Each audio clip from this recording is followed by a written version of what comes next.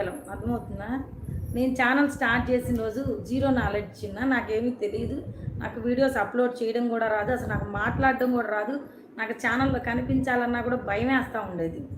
అర్థమైందా? అలాంటి నేను ఈరోజు నా ఛానల్‌లో నేను లైవ్‌లో ధైర్యంగా కూర్చొని ఏదైనా సరే ఒక సిట్యుయేషన్‌ని కింద బ్లూ ఇమ్మన్నా సరే నాకు అవసరం లేదు.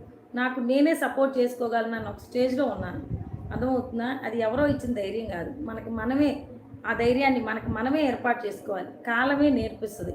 ధైర్యంగా ఉండగలమా, ఎదుర్కోగలమా లేదా అనేది. మొండిగా వెళ్తా ఉన్నామనుకో ఖచ్చితంగా వస్తాం. అర్థమైందా? అలాంటిది నేను ఎన్నో సంవత్సరాలు ఛానల్ స్టార్ట్ చేసి మానిటైజేషన్ అవ్వని ఛానల్స్ చాలా ఉన్నాయి.